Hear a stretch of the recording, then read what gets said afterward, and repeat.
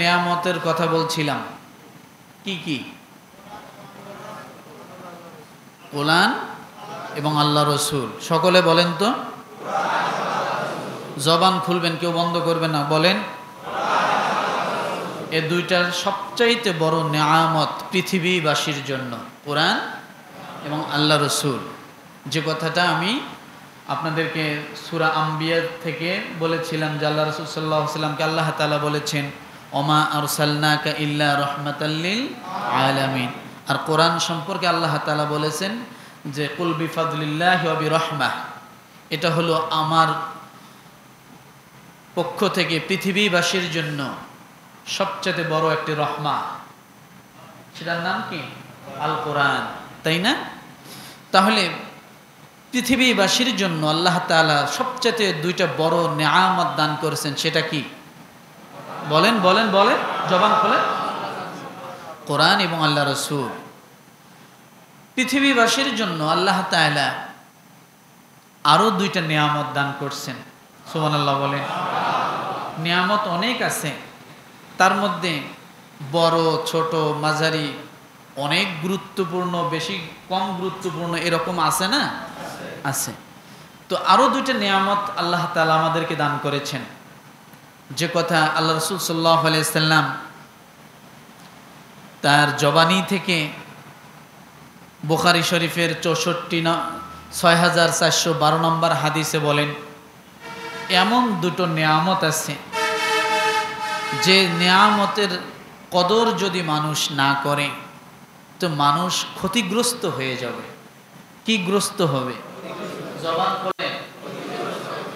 ক্ষতিগ্রস্ত হবে। এমন দুটো নিয়ামত আছে, যদি এই নিয়ামত দুটার কদর না করে তাহলে মানুষ কি হবে? ক্ষতিগ্রস্ত হবে। এক নম্বরে সে নিয়ামতের এক নম্বর হলো মানুষের জীবনে সময়। কি বলেন তো? সময় রব্বুল আলামিনের তরফ থেকে বান্দার প্রতি শ্রেষ্ঠ নিয়ামতগুলোর মধ্যে এটা একটা শ্রেষ্ঠ নিয়ামত। সেটা কি? দ্বিতীয় নম্বরে পৃথিবীবাসীর জন্য রবের পক্ষ থেকে আরেকটি নিয়ামত হলো মানুষের সুস্থতা। কি বলেন তো? সুস্থতা। তাহলে কয়টা নিয়ামত এখানে পাইলাম? দুইটা। একটা হলো সুস্থতা, আরেকটা হলো সময়। সময় কত বড় ফজিলতপূর্ণ নিয়ামত, গুরুত্বপূর্ণ নিয়ামত, মর্তবা এবং মর্যাদাপূর্ণ নিয়ামত, যে কথা আল্লাহ সুবহানাহু ওয়া তাআলা সূরা আসরের মধ্যে বলেন। আল্লাহ তাআলা ওই সূরাটা শুরু করার আগে পৃথিবীবাসীকে সময়ের গুরুত্ব বুঝাইতে যে আল্লাহ তাআলা কসম করলেন। কি করছেন? কিসের কসম করছেন? সময়ের কসম। সময়ের কসম আল্লাহ তাআলা করলেন। তাহলে বোঝা গেল আল্লাহ যেহেতু কসম করছেন তাহলে সে জিনিসের গুরুত্ব অনেক অনেক বেশি, খালি আছে না। আপনার কাছে গুরুত্বপূর্ণ কি? আমি মাঝে মাঝে স্মরণ করায় দেই, এই মসজিদ আপনার কাছে সবচাইতে দামি, পৃথিবীর দামি জিনিসগুলোর মধ্যে, মর্যাদাপূর্ণ জিনিসগুলোর মধ্যে মসজিদটা আপনার কাছে দামি। আল্লাহর কালাম, আপনি মুসলমান হিসেবে, সচ্চা মুসলমান হিসেবে আপনার কাছে কোরআন দামি। আপনি সঠিক ইমানদার এবং মুসলমান হিসেবে আপনার কাছে কাবা দামি, আপনার কাছে আপনার পিতা দামি, আপনার কাছে আপনার মা দামি, আর মায়ের কাছে সন্তান দামি। আছে না? যার কারণে কোনো কিছু পরিবর্ধন হলে মানুষ এই জিনিসগুলো নিয়ে কসম খায়, যদিও এটা ভুল। মসজিদের কসম আছে না? নাই? আমার মরা বাপের কসম, মরা মায়ের কসম আছে না? নাই? মা তার মানুষকে বিশ্বাস করাতে যায়, তার সন্তানের মাথায় হাত বুলিয়ে দিয়ে বলে আমি আমার সন্তানের মাথায় হাত বুলিয়ে বলতে পারবো। তার কারণ হলো মায়ের কাছে সন্তান দামি, যার কারণে সন্তানের মাথা মায়ের কাছে দামি। তো আল্লাহ তাআলা সময়ের মূল্য এবং সময়ের মর্যাদা বুঝাতে যায় কসম কেটে বসলেন, ওয়াল্লাহ আসর। কি কাটলেন? ওয়াল্লাহ আসর, সময়ের কসম। তাহলে বোঝা গেল সময়টা আল্লাহর কাছে অনেক অনেক অনেক অনেক দামি। এই জন্য আল্লাহ তাআলা বলেন, দুনিয়াবাসীর কাছে আমি আল্লাহ তাআলা সময়ের কসম দিয়ে বললাম, ইন্নাল ইনসানা লাফি খুসর। দুনিয়ার সমস্ত মানুষগুলো ক্ষতির ভিতরে, কিছু মানুষ ব্যতীত। অল্প কিছু মানুষ, বেশি মানুষ না অল্প মানুষ? ক্ষতিগ্রস্ত বেশি না কম? বেশি। এই জন্য আল্লাহ তাআলা সময়ের কসম দিলেন। তাহলে আজকের আলোচনা, সময় একটা নেয়ামত। সুবহানাল্লাহ বলেন। আর একটা নেয়ামত কি বলছি? সুস্থতা।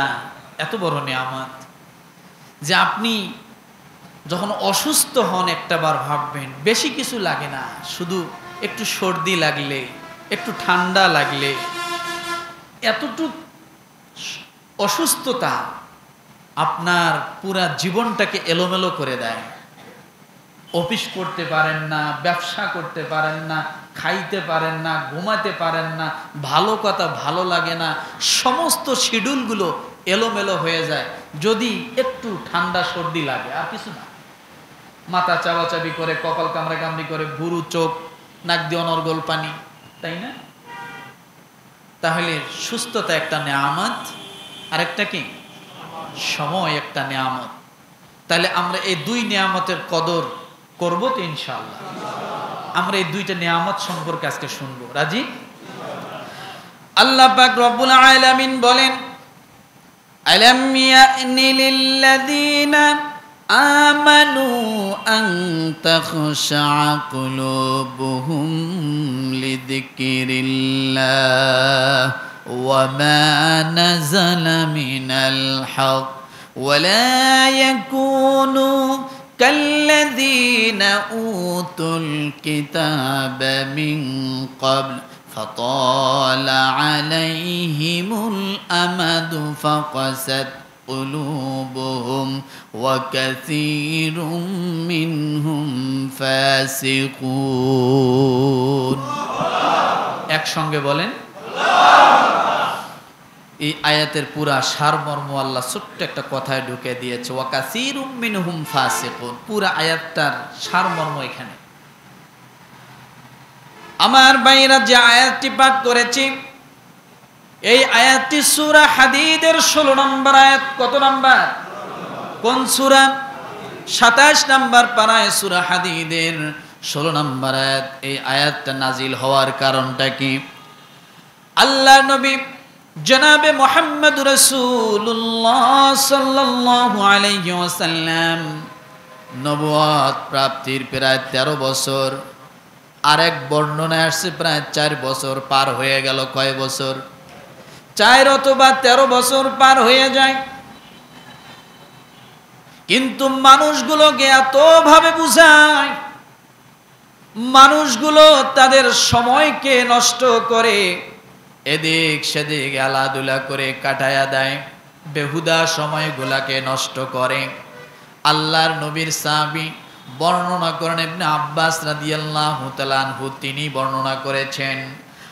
উমর, আব্দুল্লাহ ইবনে উমর রাদিয়াল্লাহু তাআলা তিনিও বর্ণনা করেন। এই আয়াতটা নাজিল হওয়ার কারণ হলো, একদল সাহাবী নবুয়তের কিছুদিন পরে আল্লাহর নবীকে ডাক দিয়ে বলে, ইয়া রাসূলুল্লাহ, আপনি আমাদেরকে কিছু ইসলামের কথা শোনান, আপনি আমাদেরকে কিছু ইতিহাস শোনান, আপনি আমাদের কাছে কিছু ঘটনা বর্ণনা করেন। আল্লাহর নবী তখন তাদেরকে ঘটনা বর্ণনা করার জন্য কি ঘটনা বর্ণনা করবে? আল্লাহ তাআলা ডাক দিয়ে বলেন, আহসানাল কসাস, আপনি পূর্বের নবীদের সুন্দর সুন্দর ঘটনাগুলো বলেন। কারণ নবীদের ঘটনাগুলো, পূর্বের ঘটনাগুলো আপনি যদি সুন্দর করে মানুষকে বুঝাইতে পারেন, মানুষের দিলটা নরম হয়ে যাবে। কথা ঠিক কিনা? আহসানাল কসাস, আপনি সুন্দর সুন্দর উত্তম উত্তম ঘটনাগুলো বলেন। আল্লাহর নবী এই কথা জানার পরে যখন সাহাবায়ে কেরামের কাছে যখন বর্ণনা শুরু করে দিলেন, এরপরে কিছুদিন পরে আবার আরেক দল সাহাবী এসে বলে, ইয়া রাসূলুল্লাহ, আপনি আমাদেরকে আবার কিছু শোনান ইসলামের কথা। আল্লাহর নবী আবার তাদেরকে শোনাইলেন, কিন্তু সব সাহাবায়ে কেরাম শুনলেন। এর মধ্যে থেকে আরো কিছু মানুষ যারা এখনো ইসলামের দিকে আসে না, কিন্তু সাহাবায়ে কেরামের আশপাশ ঘোরাঘুরি করে, আল্লাহর নবীর আশপাশে ঘোরাঘুরি করে, তারাও ঘটনাগুলো শোনে, কিন্তু তারা মানে না। তারা কি কথা বলে? তারা এখনো ইসলাম গ্রহণ করেনি, কিন্তু আসে যায় বসে সব ঠিক আছে, কিন্তু আসল জায়গায় কি তারা যায় না। আমার ভাইরা, দুইটা ধাপ যখন পার হয়ে গেল, আবার কিছুদিন পরে সাহাবায়ে কেরাম এসে বলেন, ইয়া রাসূলুল্লাহ, আপনি আমাদেরকে কিছু শোনান। আল্লাহর নবী যখন শোনাইতে যাবেন, কি শোনাবেন? আল্লাহ তাআলার তরফ থেকে যতক্ষণ পর্যন্ত কথাগুলো না আসবে ততক্ষণ পর্যন্ত নবী শোনাইতে পারেন না। আল্লাহ তাআলা সঙ্গে সঙ্গে আল্লাহর নবীর মনের কথাগুলো জানতে পেরে সাহাবায়ে কেরামদের আগ্রহ দেখে আল্লাহ তাআলা সূরা হাদীদের 16 নম্বর আয়াতটা পাঠায়া দিলেন, নাজিল করে দিলেন।